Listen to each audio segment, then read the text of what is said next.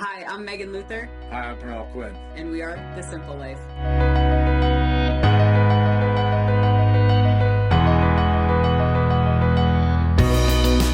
So this is our newest agent. You can see she is very good at keeping secrets. I don't know. Ilsa. I don't know if you speak dog, but if you do, you'll get the secrets out of her. She's a puppy, so Perfect. likes to chew on everything now. But yes, Ilsa is 11 weeks old. She's the newest member of The Simple Life, and Evan's her best friend in the office. So thanks for tuning in. You're a little booger! Yeah! Perfect.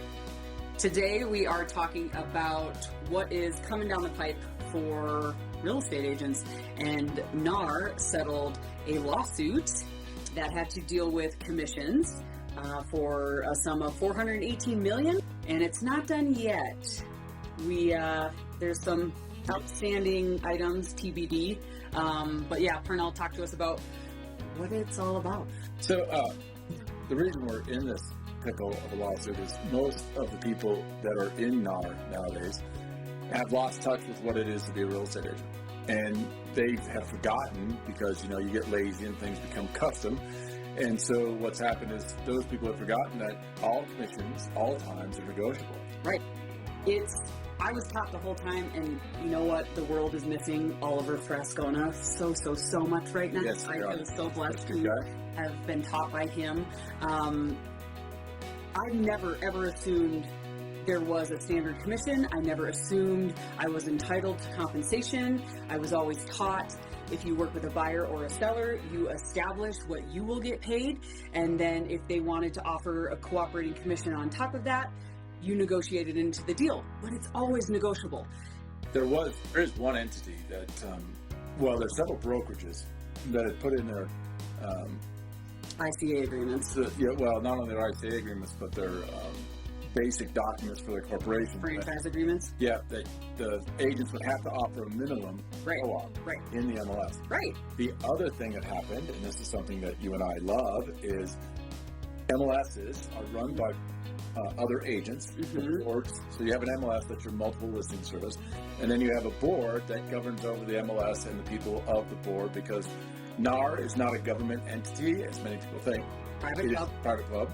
However, what happened is the boards and the MLSs got to the point where they didn't want to work for less than what they thought they were worth. So if you put in a co-op of 2.5 or 2% or $1, like some people did, they would fine you for having a typo wrong, putting your listing in Zillow. This was before all the coming soon laws, right? It was something arbitrary. This is one of the reasons we left the local board. We were being targeted because we explained and educated our clients on how it all worked and that it was negotiable. You can imagine that was pretty unpopular in the club that we were supposed to be members of, Right. that we weren't cooperating with how they wanted to operate. Because to Pernell's point, they did fall into a rhythm. They did establish certain things regarding commissions and essentially set a standard. There are agents that will not show a property unless it's being offered a 3% co-op, and that is a violation of license law. Of their fiduciary responsibility. That's right. So they're starting to say that this lawsuit is going to end all lawsuits. What I see is this is opening up more lawsuits for every board, every MLS.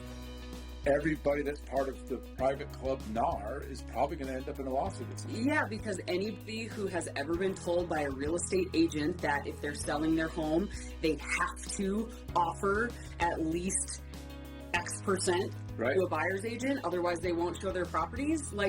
That sucks. And we've been fighting it for a long time. Yeah. Obviously have become a little bit, like I said, unpopular in the real estate, realtor community. Yeah, because we always we do commercial real estate as well, so we always offer our agents, or our clients, and our agents the understanding of how a commission works. Yep. And something else that we've argued that doesn't seem to work or go well because the club doesn't like it is, you put a listing in the MLS for $1 million, let's say, and you have a 3% co-op.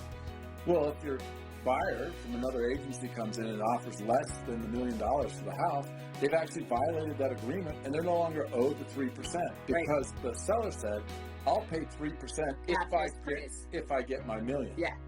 Right, and so we argued that before. That cost us, what, a $5,000 fine when we tried to fight that? Yeah, that was kind of a big one. That So was a big one. anyways, Honestly, I feel refreshed that this has caught up. I think it was really widely misunderstood and it's been taught incorrectly what it means to negotiate commissions, Right. and it's up to the individual's discretion.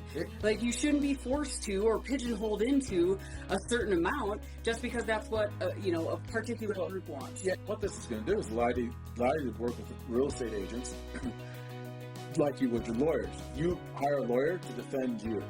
You're a fiduciary. If you're a buyer, you hire a buyer specialist. If you're a seller, you hire a seller specialist. We've been trying to get that going in the mountains for a while. Some of my friends have done it in other cities. But the mountains, there's been so much resistance because everybody wants to be both. They want to be a buyer's agent and a seller's agent, and it's really two different fields. Right. Being a good buyer's agent isn't the same as being a good seller's agent. Now, we've been trained, and I've been doing this since 1994 with a license and helping my dad since 1980. And I'm pretty sure Grandpa had, talked about it. And we're really back to what Grandpa used to do. And the only difference is his contract was a paid